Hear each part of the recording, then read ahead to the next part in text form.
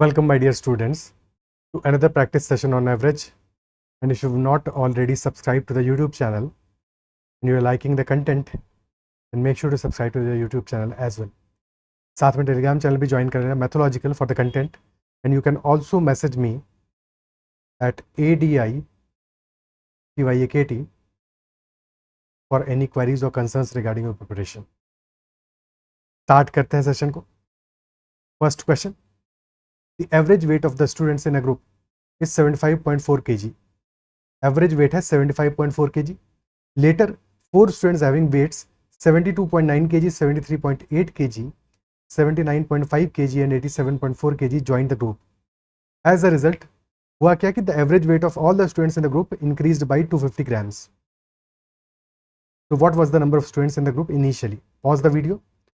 Try to attempt it.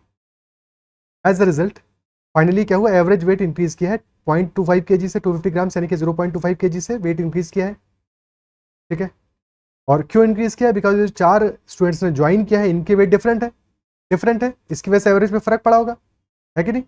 कितना extra मिला है एवरेज को वो देखते हैं, क्योंकि हमारा एवरेज बढ़ा है इसका मतलब है कुछ एक्स्ट्रा कंटेंट मिला होगा, एवरेज से ज्यादा मिला होगा। 75.4 है। फर्स्ट पर्सन है उसका वेट कितना है? 72.9 kg.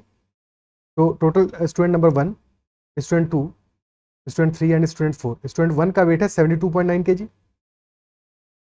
स्टूडेंट 2 का वेट है 73.8 kg, स्टूडेंट 3 का वेट है 79.5 kg और स्टूडेंट 4 का वेट है 87.4 kg। और एवरेज वेट ऑलरेडी हमारा जो था दैट वैल्यू वाज 75.4 kg। तो डेविएशन कितना है? फर्स्ट स्टूडेंट का डेविएशन कितना है? 75.4 से कितना कम है? -2.5 है, 2.5 कम है, इसकी वजह से तो डिक्रीज होता है एवरेज। सेकेंड वाले का भी कम है और कितना कम है? 1.6 -1.6। थर्ड वाले का 4.1 ज्यादा है और फोर्थ वाले का वेट 12 ज्यादा है, 12 एक्स्ट्रा है। यानी कि नेट डेविएशन कितना आएगा? एवरेज से कितना एक्स्ट्रा मिला है? तो दैट नेट डेविएशन कितना है? -2.5 -1.6, ये आ गया माइनस का 4.1 और ये प्लस का 4.1, तो क्या तो कैंसिल आउट हो गए। -4.1 प्लस 4.1 ये तो कैंसिल आउट हो गए, बचा सिर्फ और सिर्फ प्लस का 12। ठीक है, दिस इज एक्स्ट्रा, एवरेज से इतना एक्स्ट्रा मिला है प्लस 12। और एवरेज में चेंज आया है 0.25 का, तो डेल्टा ए क्या होगा? Delta A will be 0.25 with a positive sign and this is nothing but जो एक्स्ट्रा मिला है एवरेज से delta D divided by total number of students.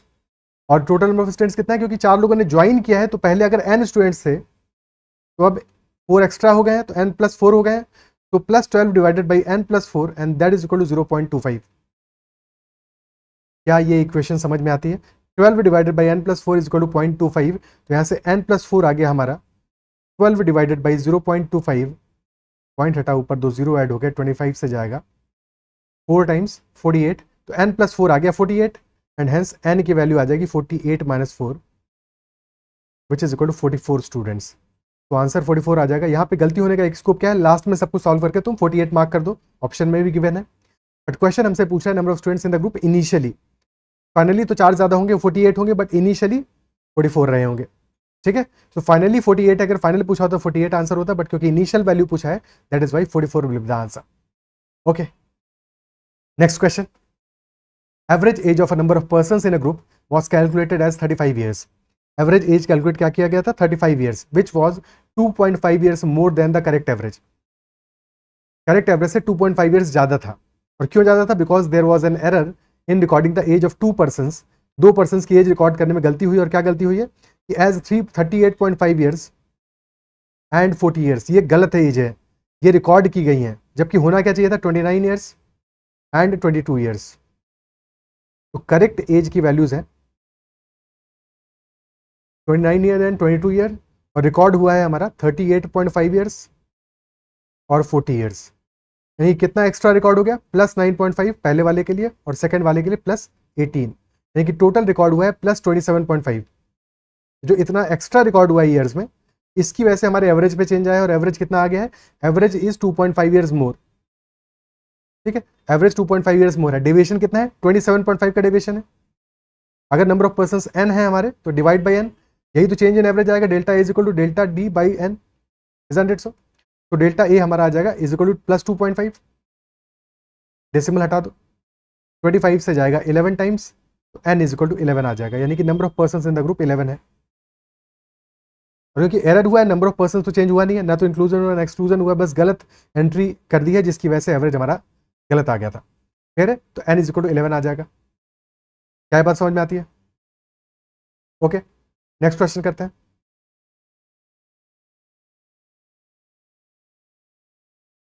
Average age of 3 members of a family was 25 years 4 years ago.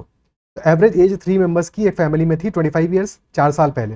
At present the average age of the family including a new member is 27 years. तो at present average age है 22 years, जबकि 4 साल पहले थी 25। तो decrease कर गया। क्यों डिक्रीज कर गया है? क्योंकि न्यू मेंबर आ गया है, एक नया मेंबर आ गया है, ठीक है, और उसकी वजह से एज डिक्रीज हो गई है। तो नया मेंबर बहुत यंग होगा, छोटा होगा। Find the age of the new member, that is what the question is asking.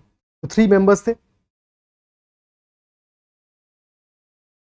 4 years ago, और एवरेज एज था हमारा 25 ईयर्स। 4 ईयर्स एगो 25 ईयर्स था, तो एट प्रेजेंट क्या हो जाएगा? प्रेजेंट में सबकी एज 4 ईयर्स से बढ़ जाएगी, और अगर सबकी एज 4 ईयर्स से बढ़ जाएगी तो एवरेज भी 4 ईयर्स से बढ़ जाएगा, यानी कि एवरेज हो जाएगा 29 ईयर्स 3 मेंबर्स का। तो 3 मेंबर्स का एवरेज एज 29 ईयर्स होता, बट एक्चुअल में मेंबर्स कितने हैं? 4, और इसीलिए एवरेज एज कितना है हमारा? 22। ठीक है, तो 3 मेंबर्स का अगर एवरेज 29 है, सम कितना आ जाएगा? सम आ जाएगा 3 इंटू 29 प्लस चौथे मेंबर की एज हम मान लेते हैं एक्स, तो प्लस एक्स, ये सम आ जाएगा सारे 4 मेंबर्स का, और 4 मेंबर्स का एवरेज है 22, तो सम आ जाएगा 22 इंटू 4। इक्वेट कर देंगे तो 87 plus X is equal to 88, and hence X हमारा आ जाएगा इक्वल टू 1 ईयर, यानी कि एक छोटा सा बेबी है जिसका एज है 1 ईयर, जो नया मेंबर है। ठीक है, 1 ईयर इज द आंसर। क्या है, बात क्लियर है? 3 मेंबर्स की एज थी 29, अब एक मेंबर को ज्वाइन किया है, एक नए मेंबर ने ज्वाइन किया है। 3 मेंबर्स का एवरेज एज 29 था, एक नए मेंबर ने ज्वाइन किया है, और उसकी वजह से एवरेज क्या हो गया? 22, यानी कि एवरेज में डिक्रीज कितना आया है? 7 का डिक्रीज आया है। एक नए मेंबर के ज्वाइन करने से अगर 7 का डिक्रीज आया है एवरेज में, तो सम में कितने का डिक्रीज आया होगा? अगर उसका एज उतना ही रहता जितना बाकी सबका था, तो 29 जैसे अगर उसका एज होता तो कोई दिक्कत नहीं थी, तब क्या चेंज होता है हमारा एवरेज? बिल्कुल चेंज नहीं होता। बट डेल्टा ए हो गया है हमारा 7, 7 -7 का डिक्रीज आया है, तो अगर डेल्टा ए -7 है, डेल्टा एस क्या आ जाएगा? -7 इंटू 4, क्योंकि 4 मेंबर्स है टोटल। ठीक है, सो बेसिकली ये जो डेल्टा एस आया है किस वजह से आया है? इस नए मेंबर की वजह से आया है। तो 29 - 28, तो इसकी एज होगी 1 ईयर। क्लियर है? ठीक है, नेक्स्ट क्वेश्चन।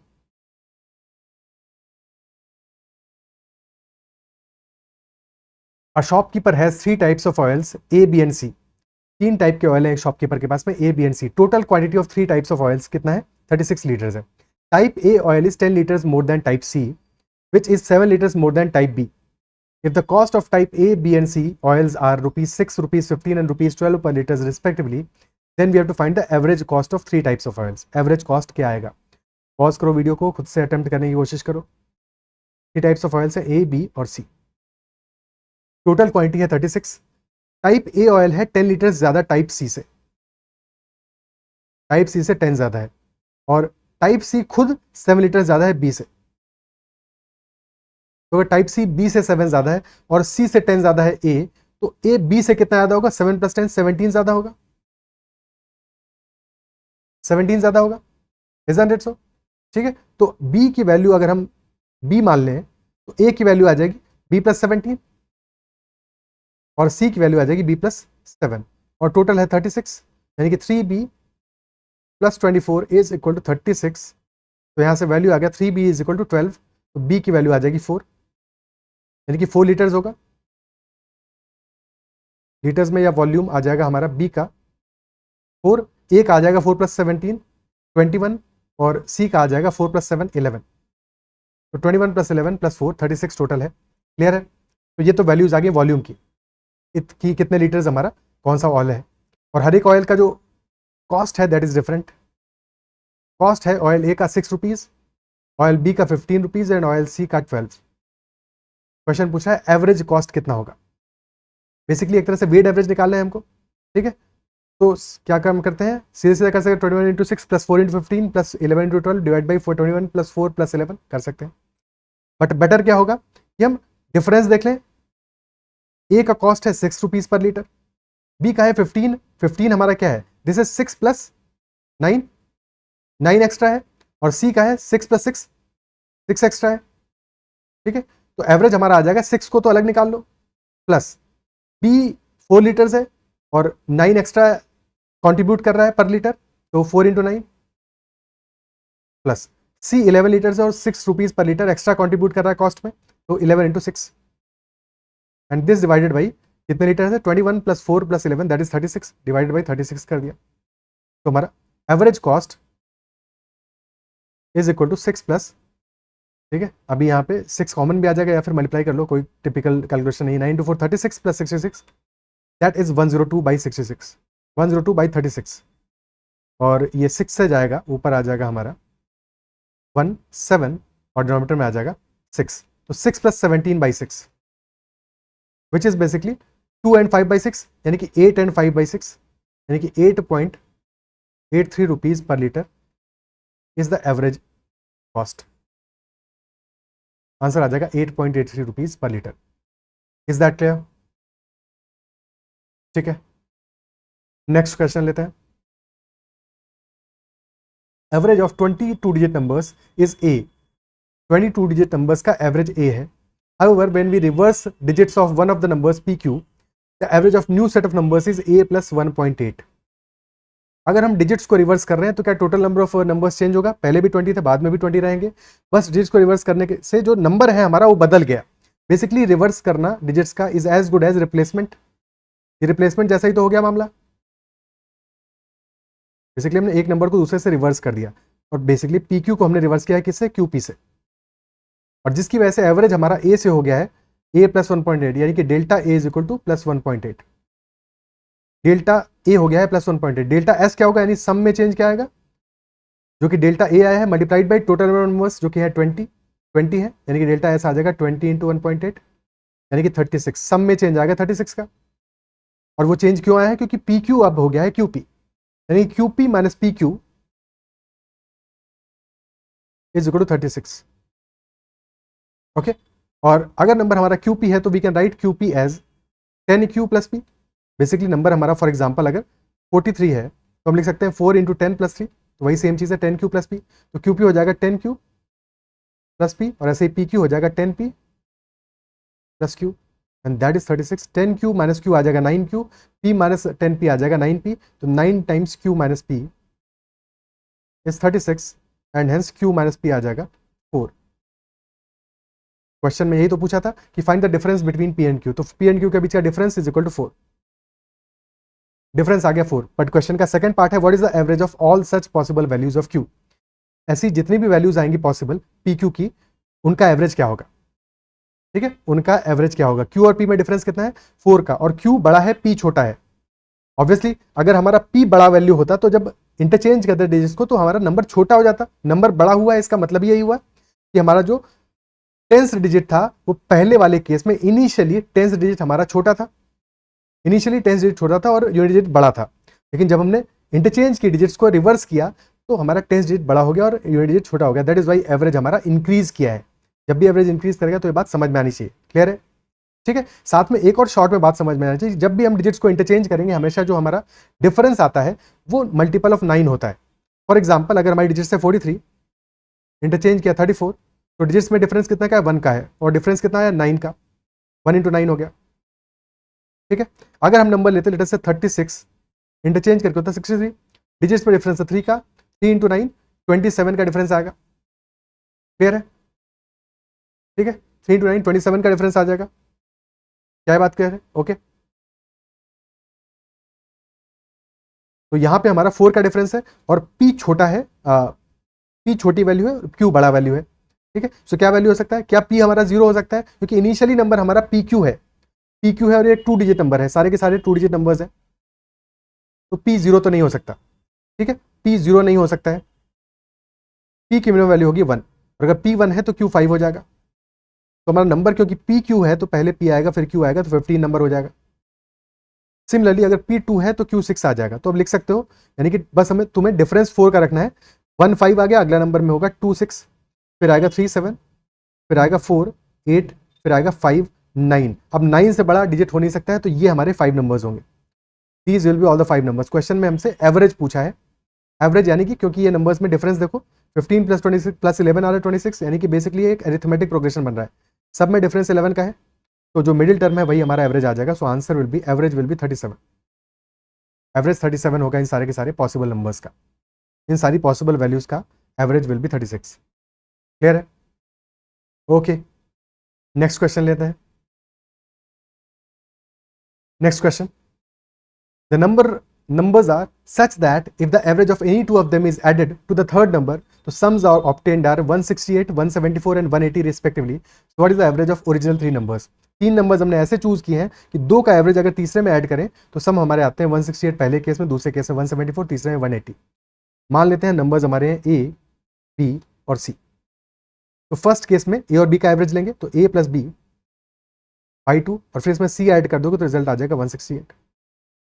सेकेंड केस में बी और सी का एवरेज ले लो, बी प्लस सी बाई 2, और ऐड कर दो इसमें ए, दिस इज इक्वल टू 174। और थर्ड केस में सी और ए का एवरेज ले लो, डिवाइड बाई 2, ऑब्वियसली एवरेज ले रहे हो, plus B, this will be 180। Okay, 3 equation बन गई हमारी। हमें एवरेज निकालना है ए बी और सी का, यानी कि A plus B plus C by 3 चाहिए हमको, दिस डिवाइडेड बाई 3 चाहिए। ओके, अगर हम तीनों इक्वेशन को सम कर दें तो क्या होगा? अगर हम तीनों ही इक्वेशंस को सम कर दें, इक्वेशन 1, इक्वेशन 2 और इक्वेशन 3 को अगर हम सम कर दें तो क्या आएगा? a बाई 2, यहाँ पे भी a है, यहाँ भी a है, तो a 2 बार आ रहा है, सिमिलरली b भी 2 टाइम्स आ रहा है, c भी 2 टाइम्स आ रहा है 1 बाई 2 में, तो बेसिकली जो डिवाइड बाई 2 है यहाँ पे हमारा ऊपर आ जाएगा 2 times a plus B plus C, और अलग से ये c एक बार है, a एक बार है, b एक बार है, तो अलग से भी a plus B plus C आ रहा है, and this is equal to 180 plus 174 plus 168। ठीक है, सो ये नंबर कितना आ रहा है? 168 प्लस 174 कितना होगा? ठीक है, बेसिकली ए नंबर हमारा 180 से 6 कम है, ये 12 कम है, तो 180 इंटू 3 माइनस 18 कर दो, स्ट्रेट अवे कैलकुलेशन हो जाएगा 540 माइनस 18, तो दैट विल बी 522, सम आ जाएगा हमारा। ठीक है, और 2 बाई 2 यानी कि ये आ गया 2 टाइम्स ए प्लस बी प्लस सी की वैल्यू आ गई हमें, दैट इज 522, और यहाँ से ए प्लस बी प्लस सी की वैल्यू मिल जाएगी हमें 261। क्वेश्चन में एवरेज पूछा है ए बी और सी का, तो A plus B plus C by 3 हो जाएगा 261 बाई 3 विच इज 87, तो आंसर हमारा आ जाएगा 87। क्लियर है? ठीक है, कोई दिक्कत? अब लेटेस्ट से हमसे ए बी सी में से किसी की वैल्यू पूछता है, उनकी इंडिविजुअल वैल्यूज पूछता है, तो हम क्या करते हैं? अगर तुम इक्वेशन में 2 से मल्टीप्लाई कर दो, पहली में 2 से मल्टीप्लाई करोगे, रिजल्ट क्या आएगा? ए प्लस बी प्लस 2 सी, यानी ए प्लस बी प्लस सी की वैल्यू आ रही है कितनी? 336 वैल्यू आ रही है, और ए प्लस बी प्लस सी हमें गिवन है 261, तो यहां से सी की वैल्यू हमें आ जाएगी कितनी? सी की वैल्यू आ जाएगी 336 माइनस 261, यानी कि 75 आ जाएगी। क्लियर है? सिमिलरली सेकंड इक्वेशन में अगर 2 से मल्टीप्लाई किया होता तो रिजल्ट आता B plus C plus A and that value is 348, और b plus C plus A 261 है, तो ये ए की वैल्यू आ जाएगी यहाँ पे 348 माइनस 261, यानी कि 87 आ जाएगा। और सिमिलरली हमारी b की वैल्यू क्या आ जाएगी? 87 प्लस 75 कितना आ गया? 162। ठीक है, यानी कि b की वैल्यू आ जाएगी 99। क्लियर है? ओके, तो these will be individual values A B C. Question में तो ए बी सी दिए नहीं थे, तो ये तीनों वैल्यूज आ गई हमारे नंबर्स की, एक्चुअल नंबर्स की वैल्यूज होंगी। ऑर्डर कुछ भी होगा, ऑर्डर रैंडम हो सकता है, अलग हो सकता है, सम के हिसाब से हमने सॉल्यूशन निकाल लिया। क्या बात समझ में आती है? क्वेश्चन में एवरेज पूछा था, आंसर 87 है, बट अदरवाइज अगर नंबर्स पूछे होते तो नंबर्स हमारे 75, 87 और 99 वैल्यूज आएंगे। Clear? Okay, next question, in a class there are 3 groups A B and C. ये क्लास में 3 ग्रुप्स है हमारे, ए बी और C. If one student from group A and 2 students from group B are shifted to group C, then what happens to the average weight of the students in the class? Pause the video, try to solve it कि exactly हमारा average weight पे क्या फर्क पड़ेगा इसकी वजह से। Class A से हमने एक स्टूडेंट को शिफ्ट किया है, ग्रुप A से एक स्टूडेंट को शिफ्ट किया है किसमें? ग्रुप C में, और ग्रुप B से 2 स्टूडेंट को शिफ्ट किया हमने ग्रुप C में। ये 3 ग्रुप्स हैं, क्लास तो हमारा तीनों ग्रुप्स का मिला के एक ही है। ठीक है, तो जब हम ग्रुप ए से शिफ्ट कर रहे हैं सी में एक बच्चे को, ग्रुप बी से शिफ्ट कर रहे हैं 2 बच्चों को सी में, तो क्या क्लास में कुछ फर्क आ रहा है? टोटल क्लास में बच्चे तो उतने ही रह रहे हैं जितने पहले थे, क्लास के अंदर ग्रुप्स में अदला बदली आई है, यानी कि ग्रुप ए का एक बच्चा शिफ्ट हो गया सी में, ग्रुप बी के 2 बच्चे शिफ्ट हो गए सी में, यानी कि ग्रुप ए का average might have change, average change हुआ होगा शायद, ग्रुप बी का एवरेज भी शायद चेंज हुआ होगा, ग्रुप सी का एवरेज भी शायद चेंज हुआ होगा, तो ग्रुप्स के एवरेज तो चेंज हुए होंगे, बट ओवरऑल क्लास का एवरेज बिल्कुल नहीं बदलेगा क्योंकि क्लास का सम नहीं चेंज हुआ है। सम ऑफ एवरेज वेट्स, ठीक है, सम ऑफ वेट्स, एवरेज नहीं, sum of weights of class did not change, change ही नहीं हुआ है क्योंकि क्लास में जितने बच्चे पहले थे उतने ही अभी भी हैं, एंड हेंस क्लास का एवरेज सेम रहेगा, ऑप्शन सी।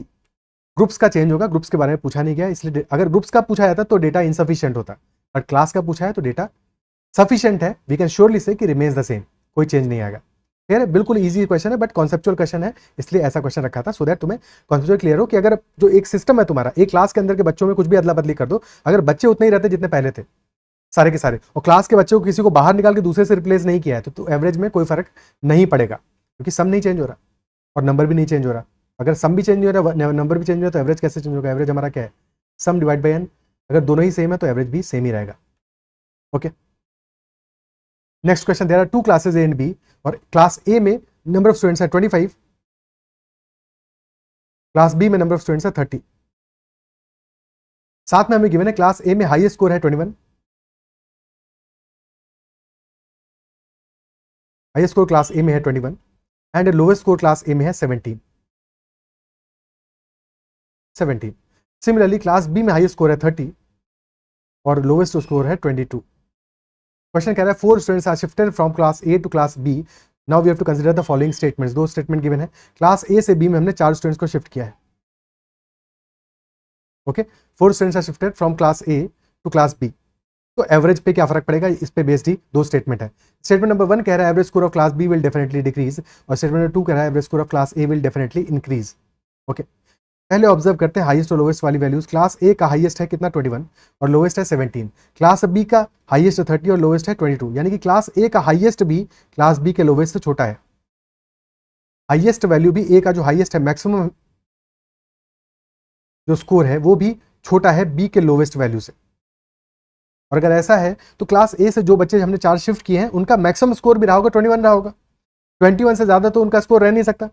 और क्लास बी का जो एवरेज है वो 22 से 30 के बीच में कहीं पे होगा। भाई बी का जो एवरेज है वो 22 से 30 के बीच में होगा, इजंट इट सो? यानी कि डेफिनेटली जो क्लास बी का एवरेज है, ये जो 4 स्टूडेंट्स हैं इनका जो एवरेज होगा, इनका एवरेज मान लेते हैं, एवरेज स्कोर मान लेते हैं एक्स, ठीक है, इनका एवरेज स्कोर मान लेते हैं एक्स, तो डेफिनेटली बी का एवरेज जो है एक्स से ज्यादा होगा। और जब तुम दोनों इन 4 को ऐड करोगे और ओवरऑल क्यूमुलेटिव एवरेज निकालोगे तो डेफिनेटली बी का एवरेज डिक्रीज करने वाला है, डिक्रीज करने वाला है। ठीक है, तो पहला स्टेटमेंट तो करेक्ट है, डेफिनेटली डिक्रीज करेगा।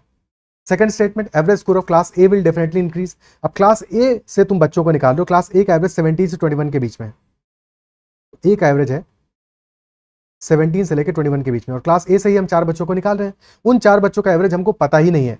एक्स हमारा ये भी पता है कि ये जो एक्स है ये भी 17 से 21 के बीच में होगा, ये क्लास ए के ही बच्चे हैं, मिनिमम मार्क्स 17 होंगे, मैक्सिमम 21 होंगे, लेकिन कितने होंगे उस पर डिपेंड करेगा। अगर ये जो एक्स की वैल्यू है, if x is greater than class ए का एवरेज, यानी कि ये जो 4 बच्चे हमने रिमूव किया है इनका एवरेज क्लास ए के एवरेज से अगर ज्यादा होगा तो क्लास ए का एवरेज इनको निकालने के बाद में डिक्रीज कर जाएगा।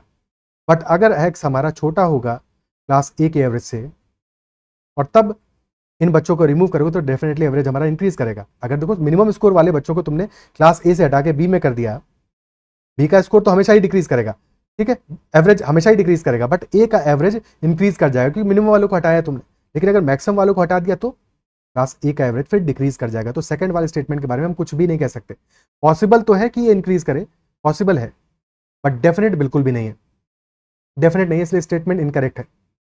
ऑप्शन 1 ओनली करेक्ट है। अगर लिखा होता कैन इंक्रीज तो पॉसिबल होता, तो सही होता, कैन इंक्रीज सही होता, बट डेफिनेटली इंक्रीज गलत होगा, डेफिनेटली। ठीक है, okay, next question, several students have taken an exam, there was an error in the answer key. कई सारे स्टूडेंट्स ने एग्जाम लिया और आंसर की में कोई एरर था जिसकी वजह से which affected the marks of 48 students, तो 48 स्टूडेंट्स के मार्क्स अफेक्ट किए हैं उसकी वजह से, and their average marks reduced from 78 to 66, उनका एवरेज मार्क्स 78 की बजाय 66 हो गया, यानी कि कितना डिक्रीज आया, 12 मार्क्स का डिक्रीज आया है 48 स्टूडेंट्स के लिए। 48 के लिए उनके मार्क्स 78 से 66 हो गए हैं, यानी कि -12 हुआ है, डिक्रीज आया है एवरेज में। डेल्टा ए कितना आया है, -12 का। ओके, और average of remaining students increase by 3.5 marks. Remaining कितना है पता नहीं, लेकिन मान लिया कि n है तो 3.5 से उनका एवरेज इंक्रीज कर गया है, उनको फायदा हो गया। और टोटल क्लास का जो रिडक्शन हुआ है एवरेज का, रिड्यूस हुआ है, और एवरेज रिड्यूस हुआ है 4.5 से, यानी कि दोनों को इंक्लूड कर लो, 48 प्लस n कर लो, सबका ओवरऑल एवरेज रिड्यूस हुआ है 4.5 से। ठीक है, टोटल डेविएशन तुम्हारा सेम आना चाहिए भाई। पहले एक सम था, सम में चेंज आया, 48 में चेंज आया है -12, एवरेज में यानी एवरेज में चेंज आया 12 का, 48 के लिए टोटल चेंज कितना आएगा 48 इंटू -12। ठीक है, डेल्टा एस क्या आ जाएगा 48 इंटू -12 आ जाएगा इन बच्चों के लिए, और इन n बच्चों के लिए आएगा प्लस n इंटू 3.5, और ये बराबर होना चाहिए 48 प्लस n बच्चों के लिए टोटल ओवरऑल डिक्रीज आया है, ऑन एन एवरेज डिक्रीज आया 4.5 का, टोटल डिक्रीज आएगा 48 plus n into 4.5 with a negative sign. Okay, अब 48 प्लस n को ब्रेक कर दो दो पार्ट में, तो एक पार्ट आ गया 48 इंटू -4.5, दूसरा आ जाएगा -4.5 n। ठीक है, अब 4.5 n को हम ला गए लेफ्ट हैंड साइड में, और इसको लेके चले जाओगे राइट हैंड साइड में, तो 4.5 n प्लस 3.5 n यानी कि रिजल्ट आ जाएगा 8 n, and that is equal to 48 into 12 minus 4.5। 8 से 48 जाएगा 6 टाइम्स, और 12 माइनस 4.5 कितना है, दिस इज 7.5, तो n हमारा आ जाएगा as a result 6 into 7.5, 6 into 7 42 plus 3 45, तो n हमारा कितना आ गया 45। क्वेश्चन में क्या पूछा, number of students that attended the class, तो कितने स्टूडेंट्स होंगे 45, तो n की वैल्यू है, टोटल आ जाएंगे 45 प्लस 48 यानी कि 93। Option D, option D will be the value. Clear है? ठीक, ओके, नेक्स्ट क्वेश्चन देखते हैं। अगला क्वेश्चन कह रहा है average of 35 consecutive natural numbers is n। 35 consecutive natural numbers है और उनका एवरेज कितना है n है। First 10 numbers are removed and next 10 numbers are included. पहले 10 नंबर्स को हमने रिमूव कर दिया और आखिर में 10 और 10 नंबर्स हमने इंक्लूड कर दिए इन 35 के बाद वाले, तो एवरेज हमारा चेंज होके हो जा रहा है m, चेंज होके एवरेज हो जा रहा है m। ठीक है, तो एक बात बताओ, शुरू वाले यानी कि छोटे, क्योंकि कॉन्जिक्यूटिव है, ठीक है, तो अगर इंक्रीजिंग ऑर्डर में थे, ठीक है, 35 कॉन्जिक्यूटिव नंबर्स है, सबसे पहले वाले 10 नंबर्स को हमने रिमूव कर दिया, यानी छोटे वाले नंबर्स को रिमूव कर दिया, और फिर बाद में और 10 बाद वाले नंबर्स को ऐड कर दिया, तो एवरेज बढ़ेगा कि घटेगा, इंक्रीज होगा कि डिक्रीज होगा। डेफिनेटली जिनको हमने रिमूव किया वो छोटे नंबर्स थे, जिनको हम ऐड कर रहे हैं वो बड़े नंबर्स हैं, क्योंकि बाद में आ रहे हैं, डेफिनेटली बाद में आ रहे हैं, तो बड़े नंबर्स हैं, तो बड़े नंबर्स को ऐड करोगे, छोटों को रिमूव करोगे, तो डेफिनेटली हमारा जो एवरेज है वो इंक्रीज करेगा, यानी कि m होगा ग्रेटर देन n। क्या ये बात समझ में आती है? ठीक है, एग्जैक्ट वैल्यू भी निकालेंगे, बट अभी के लिए ये बात समझ में आना चाहिए कि m हमारा n से बड़ा होगा। लॉजिक क्लियर हुआ? ठीक है, अब एक छोटा सा एग्जांपल लेते हैं। लेट्स से हमने नंबर्स लिए 1 2 3 4 और 5। अब हमने क्या किया कि शुरू के दो नंबर्स को रिमूव कर दिया और इनके बाद के दो नंबर्स को ऐड कर दिया, तो नया सीक्वेंस क्या हो जाएगा 3 4 5 6 7। ठीक है, पहले वाले केस में एवरेज मान लिया n है और दूसरे में है m। ओके, बेसिकली पहले सीक्वेंस था 1 2 3 4 5, अब हो गया 3 4 5 6 7। तो क्या यहाँ पे ऑब्जर्व कर पा रहे हो, एवरेज पहले वाले केस में कितना है 3, दूसरे वाले केस में कितना है 5, यानी कि एवरेज हमारा 2 से इंक्रीज कर गया है। एवरेज 2 से इंक्रीज कर गया, पहले था 3 बाद में था 5, यानी कि +2 हो गया है। और क्यों +2 हुआ है, क्योंकि एक तरह से अगर तुम ध्यान से देखो तो हर एक नंबर को हमने एक तरह से जैसे 2 ऐड कर दिया, हर एक नंबर में, हर नंबर में 2 ऐड कर दोगे तब भी तो ये सीक्वेंस बनेगा। और ऐसा क्यों हुआ, क्योंकि हमने एक तरह से हर एक नंबर में जब 2 ऐड करोगे तो 2 शिफ्ट हो जाएगा राइट साइड में, 2 शिफ्ट हो जाएगा राइट साइड में। अगर नंबर हमारे हैं 2 3 4 और सब में तुम 2 ऐड कर दो, तो ठीक वैसे ही है जैसे कि हमने हर एक नंबर को 2 राइट हैंड साइड में शिफ्ट कर दिया। ठीक है, 2 3 4 से हो गया 4 5 6 शिफ्ट हो गए। सिमिलरली इस क्वेश्चन में क्या है, 35 कॉन्जिक्यूटिव नेचुरल नंबर्स है, फर्स्ट 10 नंबर्स को रिमूव कर रहे हो और नेक्स्ट 10 को इंक्लूड कर रहे हो, तो ठीक वैसे ही हो गया जैसे कि तुम हर एक नंबर में 10 ऐड कर दो, जैसे ही 10 ऐड करोगे 10 आगे शिफ्ट हो जाएगा। क्या ये बात समझ पा रहे हो? ठीक है, जैसे ही 10 ऐड करोगे तो 10 आगे शिफ्ट हो जाएगा। जब सारे नंबर 10 आगे शिफ्ट हो गए हैं, सब में 10 ऐड हो गया, तो एवरेज में भी तो 10 ऐड होगा, यानी कि n में 10 ऐड कर दोगे तो m आ जाएगा, n प्लस 10 m आ जाएगा। क्या ये बात क्लियर है? ठीक है, सो डेफिनेटली हमारा 10 ऐड करते ही m आ जाएगा। क्लियर है? ये क्वेश्चन समझ में आया, n plus 10 will be equal to m, क्योंकि 10 हमने राइट वर्ड्स शिफ्ट कर दिया एक तरह से। फिर क्वेश्चन कह रहा है कि if the value of m square minus n square is equal to 600, यानी कि m माइनस n 10 आ गया इस इक्वेशन से, और m square minus n square 600 है, विच इंप्लाइज कि m plus n into m minus n। 600 है, यानी 60 इंटू 10 है, बिकॉज m माइनस एन 10 है, तो अगर m माइनस एन 10 है तो m प्लस एन कितना आ जाएगा 60। सेकेंड इक्वेशन आ गई हमारी m plus n is equal to 60। पहली इक्वेशन m माइनस एन 10, दूसरी है m प्लस एन 60। ठीक है, अब दोनों को ऐड कर दोगे तो 2m मिल जाएगा, यानी कि यहाँ से m आ जाएगा 35 और n आ जाएगा 25। दोनों इक्वेशन को ऐड कर दोगे तो 2m 70 आ गया, यानी कि m आ गया 35, n आ गया 25। क्वेश्चन पूछ रहा है average of m and 3n, m और 3n का एवरेज क्या होगा। ठीक है, तो m कितना है, m तो है 35 और n है 25, लेकिन 3n का एवरेज लेना है, 3n आएगा 75, 3 to 25, तो एवरेज आ जाएगा 35 प्लस 75 डिवाइडेड बाई 2, यानी कि 55। तो आंसर हमारा आ जाएगा 55। Is that clear. ठीक है, आंसर विल बी 55। क्या ये बात समझ में आती है। ओके,